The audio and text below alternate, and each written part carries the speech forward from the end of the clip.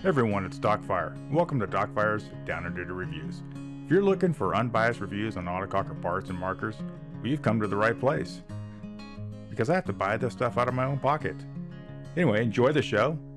And if you have a good time here, do me a favor, hit that like and subscribe button. Have a good one. Hey everyone, it's Docfire, and it's time for another Docfire Down and Dirty Review. Today's review is going to be on the Bang Switch by Liquid Paintball. This fits the M170R, the EMEC, GMEC, and EMG 100. Alright, let's get going. Alright, so you see here's the Bang Switch and the blue anodized and the red factory switch above. And if we look at the O-rings, starting from the right to the left, you notice the first two O-rings are about evenly spaced apart to the factory, and then the last one's a little bit further out, the farthest left one. Additionally, the kit does come with a longer set screw or adjustment screw, a spare set of O-rings, and you can see the switch here installed in the factory brass housing. And did a little bit of measuring here with it, and so my measuring was really quick measuring, so don't take this for gospel. It's just very quick to get you guys some rough estimates of total length. And with that, I did the inner shaft areas, the areas where the air would pass by, and comparison and measurements there. And you can see the top left shows the most outer one, and then the middle, and then the bottom. Right, look at those numbers, all approximate, folks, so don't get all worked up. All right, and here we go as we show the length from the switch flange to each O-ring groove area. And you can see that really the first two, the left two photos show the biggest change, and that's that furthest out O-ring, and as you depress the switch, that's the one that the gas of the gun fires it. Here we go, show the switch installed in the brass housing, and it's in the fired position, so it's the furthest back. And you see that it protrudes out further. That means it's just going to activate much quicker.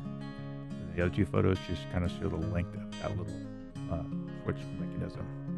I did some testing with trigger pulls, and here we are with the Bang Switch installed in a EMEC. Going to get about 9.1 ounces on average. And then here's a factory switch, the stock switch. We're about 13 to 14 ounces, give or take. I think it's more 13.7, and the last one's a little hard. And finally, the 160R with the slide trigger in it, and I have the spring a little tighter, and so it's about 9.16. There we go, guys. All right, so I got it installed in the 160R, and it's the slider version, which I really like. I'm a cocker guy, so sliders make a lot of sense to me. I just am so used to using them. I was never really much of an automag guy, and I'm not comparing the EMEC or the E-guns to an automag trigger or anything like that. But I thought I'd feel the most improvement in this slider. And this slider only has a rear travel adjustment on it, so it's how far the trigger can go back. And I have it set up to where it fires, and then you have another millimeter or two of pull, and then I have the spring at the highest tension, which I like. A little bit more snappy. It resets the trigger a little bit better. But here, let's give it a whirl and see what you guys think.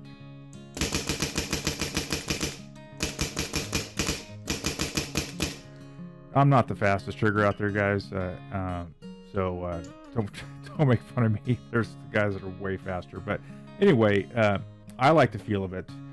The setup that I have on it, I like, and I think it works really well. I do notice that the pull is a lot more smooth than it is than the stock one. And you know what percentage smooth that is, I don't know.